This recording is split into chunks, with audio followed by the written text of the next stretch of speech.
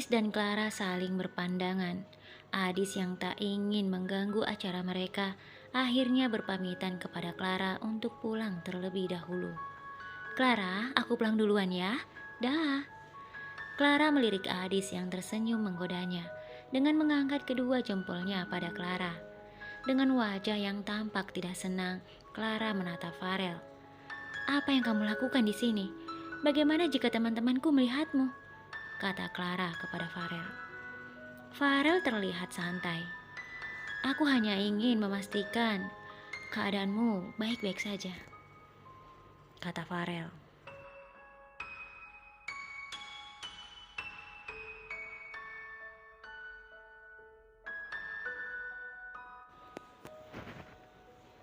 Mendengar jawaban Farel, Clara semakin kesal.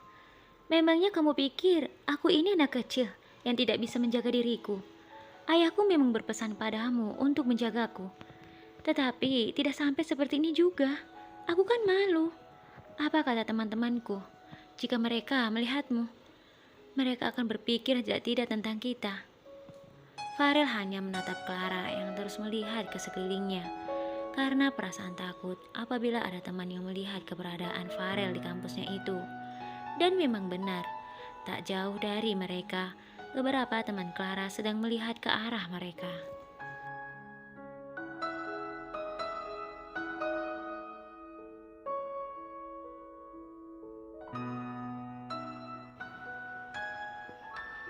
Dengan panik, Clara mendorong tubuh Farel lalu berkata, "Sebaiknya cepat tinggalkan tempat ini. Lihatlah, teman-temanku melihat kita." Farel pun mengerti apa yang dirasakan oleh Clara. Farel kemudian menggenggam kedua tangan Clara yang saat itu mendorong tubuhnya. "Apa yang kamu lakukan? Berani-beraninya menyentuh tanganku," kata Clara sambil menarik tangannya dari genggaman tangan Farel. "Baiklah Clara, aku akan pulang. Tapi kamu harus janji, setelah ini kamu juga langsung pulang ke rumah. Jangan sampai membuat ibumu menunggu, apalagi sampai mengkhawatirkanmu," jawab Farel.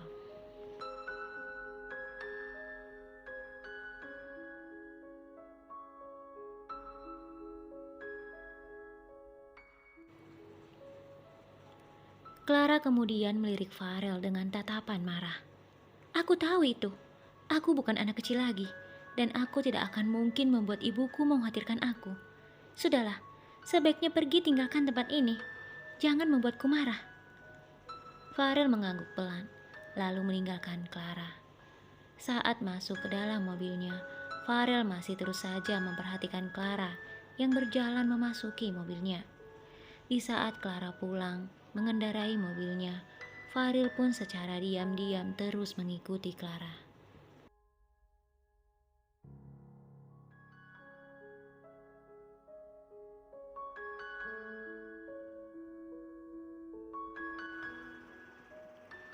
Tentu saja hal itu diketahui oleh Clara.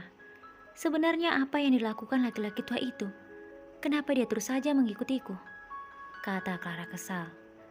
Ketika Clara sampai di rumahnya, barulah Farel pergi meninggalkannya. Akhirnya laki-laki tua itu pergi juga. Sampai kapan dia akan seperti ini? Dan sampai kapan aku harus sabar menghadapinya? Batin Clara setelah melihat kepergian Farel. Sesampainya di rumah, Clara langsung menceritakan kepada ibunya tentang Farel yang datang ke kampusnya. Hal itu membuat ibu Clara tersenyum.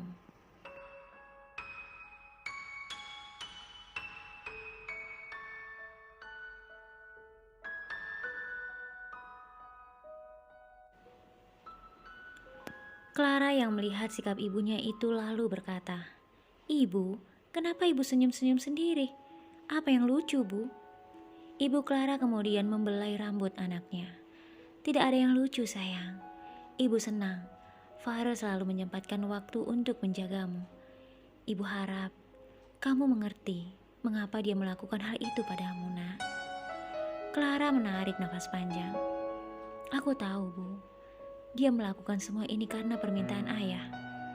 Tetapi, apakah ibu benar-benar yakin akan menikahkan aku dengannya?" kata Clara. Ibunya kembali tersenyum, lalu mengangguk pelan, sambil menyentuh dagu putri kesayangannya.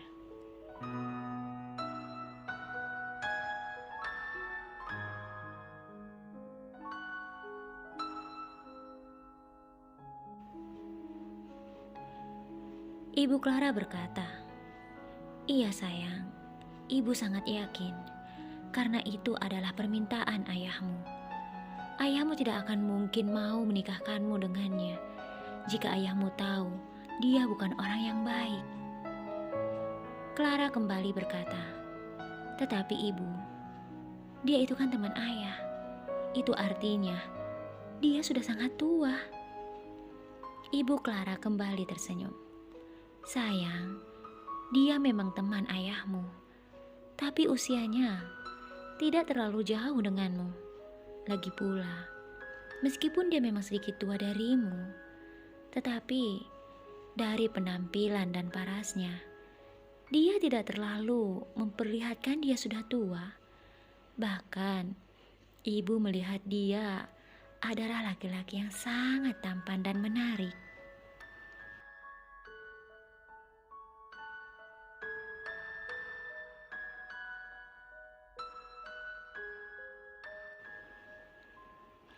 Kali ini Clara terdiam. Dia tidak tahu lagi harus berkata apa kepada ibunya. Keesokan harinya ketika berada di kampus, lagi-lagi adik sahabatnya menggodanya. "Cie yang lagi..." Perkataan Adis belum selesai. Dengan cepat Clara berkata sambil menutup mulut Adis.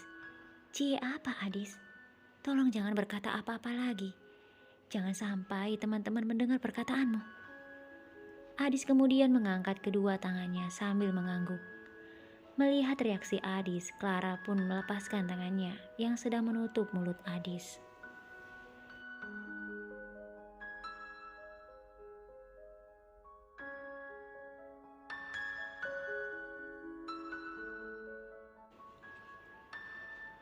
Setelah itu Clara tertunduk. Adis pun semakin memperhatikannya.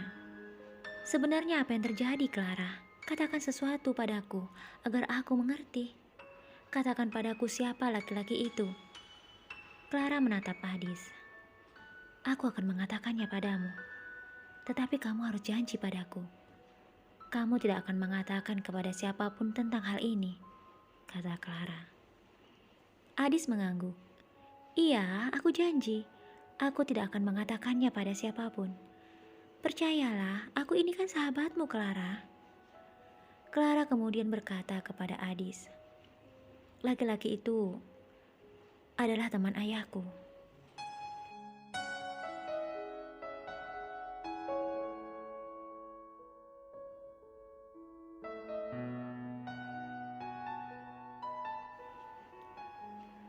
Adis semakin tidak mengerti perkataan Clara. "Lalu masalahnya apa kalau dia itu adalah teman ayahmu?" Clara tertunduk. "Sebelum ayahku menghembuskan nafas terakhirnya, ayahku meminta agar laki-laki itu menikahiku," jawab Clara. Kali ini Adis pun terlihat sangat terkejut mendengar perkataan Clara. "Kenapa wajahmu pucat seperti itu, Adis?" kata Clara saat melihat Adis yang masih terlihat terkejut. Adis kemudian tiba-tiba memeluk Clara dengan gemas. "Hentikan Adis, apa yang kamu lakukan?" kata Clara sambil mendorong tubuh Adis.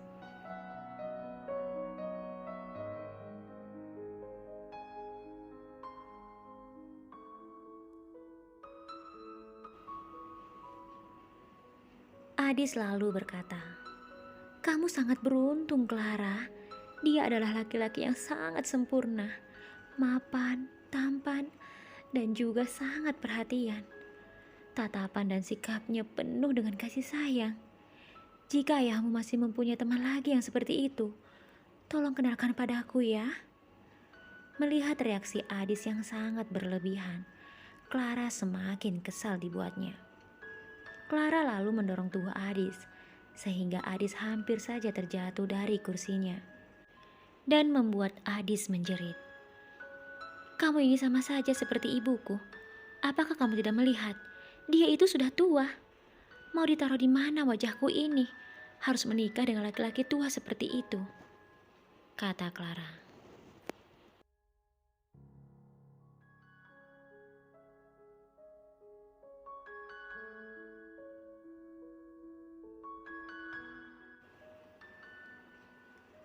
Adis belum sempat mengatakan sesuatu. Clara kembali berkata, "Apa yang akan dikatakan semua orang tentangku? Mereka akan berkata bahwa aku gadis yang tidak laku, sampai-sampai harus menikah dengan teman ayahku sendiri." Adis kemudian menggelengkan kepalanya. "Kenapa kamu terus saja mengatakan dia laki-laki yang sudah tua, Clara? Mungkin memang benar dia adalah teman ayahmu, tetapi usianya tidak sama seperti ayahmu. Lihat saja, dia masih terlihat seperti kita. Dia hanya memiliki sedikit rambut di wajahnya, dan itu membuatnya terlihat semakin tampan."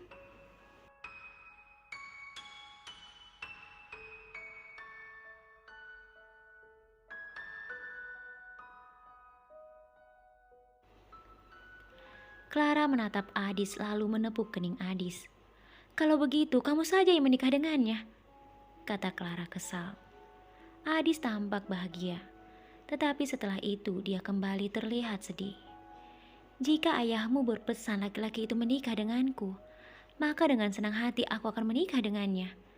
Tetapi ayahmu tidak berpesan begitu, kan? Ayahmu berpesan bahwa kamulah yang harus menikah dengannya.